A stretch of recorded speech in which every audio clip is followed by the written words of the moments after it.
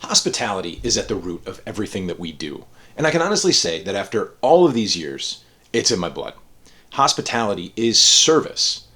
There are still times, though, that I need little reminders of how to be selfless in service of those who are following my lead. Stay with me until the end of this video because I'm going to share with you my 5 principles to build your team's loyalty and stay in service of the team.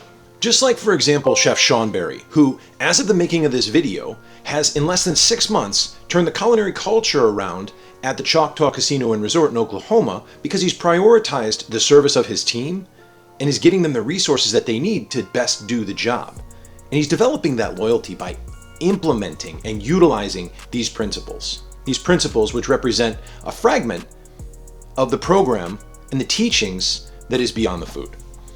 I help executive chefs struggling with burnout and the constant demands of the kitchen transform into empowered leaders by packaging your expertise and implementing the most effective tools and systems so that you can develop cohesive and loyal teams that align with your vision.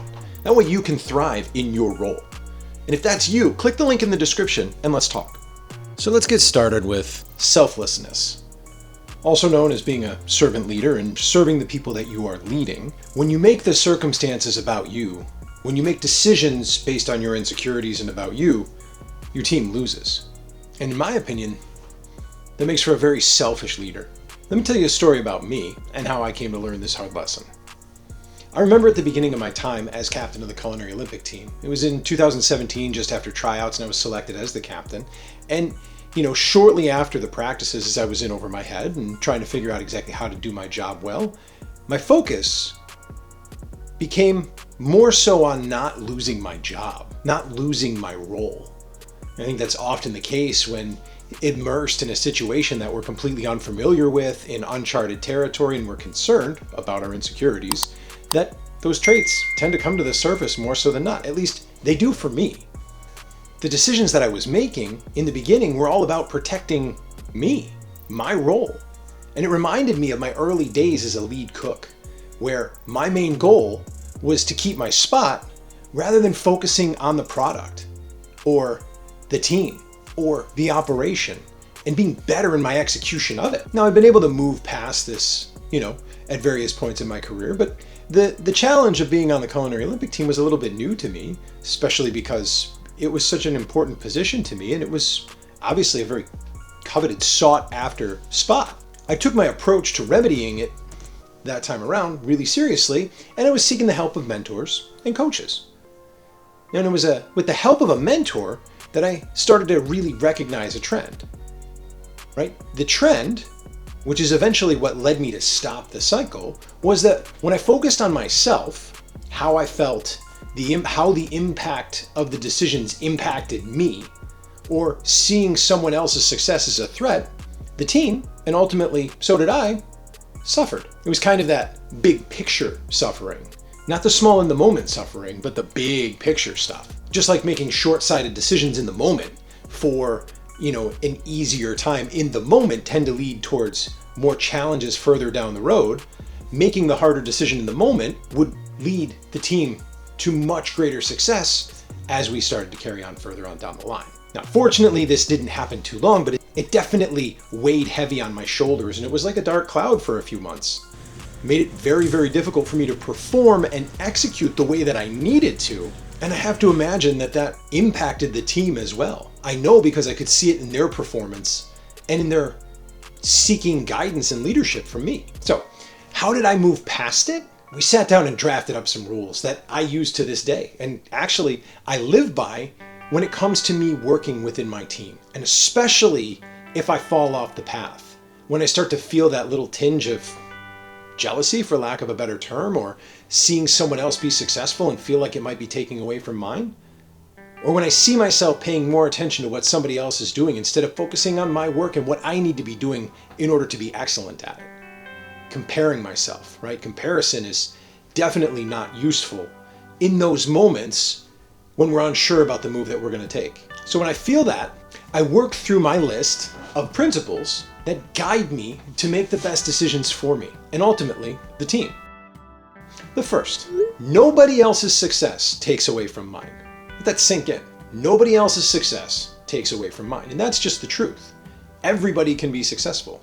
The entire team, the entire kitchen, the entire culinary program can have an excellent service. Everybody on the team can produce an excellent program. Maybe even it sounds basic, but just reminding myself of that brings me back to the point where I don't have to worry about somebody else being successful, especially in that leadership role. Because the next principle requires that I'm looking out for the benefit of the entire team, not just the interests of myself. That second principle is that a rising tide lifts all boats.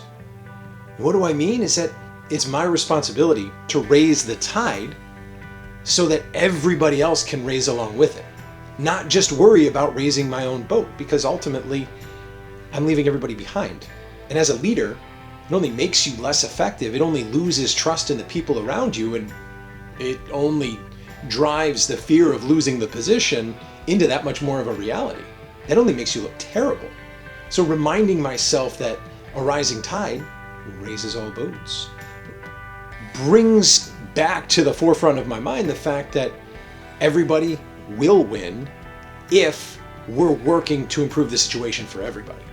Now, the third principle is that a leader's job is to support the team's success.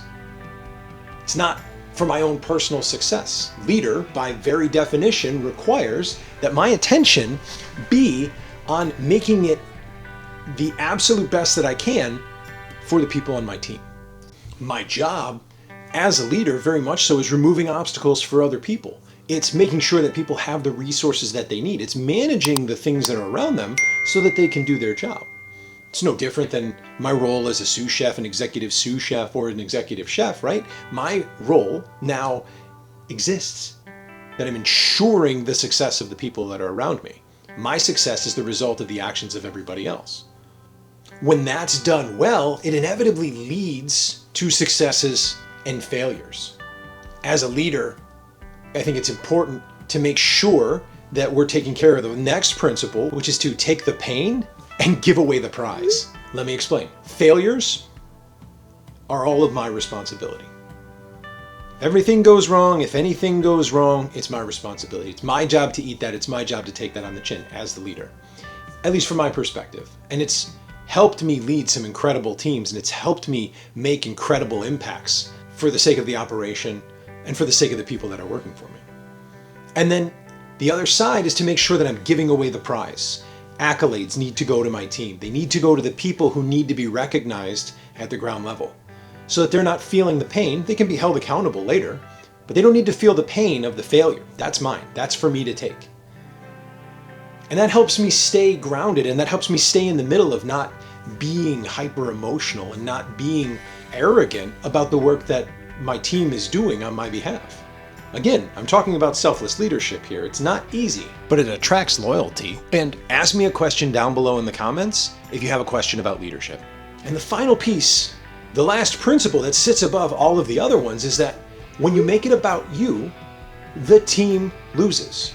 When I make it about me, my team loses. Because when I make decisions that benefit me, then I'm automatically not paying attention to how it benefits the team. If I'm looking for how it's going to leverage me politically or how it's going to leverage me financially, regardless of the impact on the team, then my head is in the wrong spot. And in my opinion, I don't deserve to be leading the team that I have been selected to lead. So if you don't remember any of the other ones, then I would say that is the number one piece leads to being an incredibly effective selfless leader. I'm not going to be foolish and say that there are not benefits to leading selflessly. I end up finding myself in some incredible leadership roles, leading incredible teams, having incredible amounts of responsibility. When I approach it with these 5 principles, it makes sure that I'm doing what's right for the people that are around me, and it's a win-win for everybody. Again, a rising tide raises all boats. Now there's a maturity to leadership that I didn't know or that I even needed to attain it. It actually surprised me. Despite all of the effort and all of the work, the time, energy, and resources that I put into being an incredible chef, into being a master chef, it didn't make me a great leader. My skills as a chef did not equate to leadership skills. It was a whole nother set of skills that I had to develop. Being a great leader requires that serious investment, just like anything worthwhile does. An effort in time, energy, and approach. A desire to wanting to do it and be better at it. The first step is to start with selflessness. The other principles follow after that. As I move on in my career, as I move into my different roles, as I move to the support that I provide as a coach, as a mentor, and as an ally for professional chefs, when I make it about the team, everybody wins.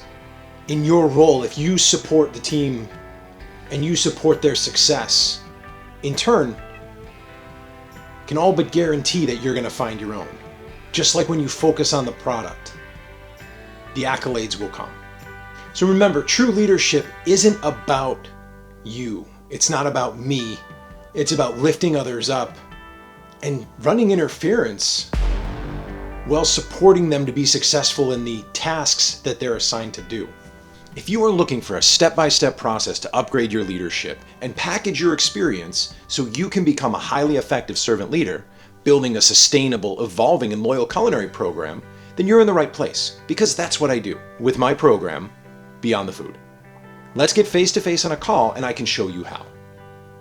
True leadership isn't about protecting our position or focusing on my own success.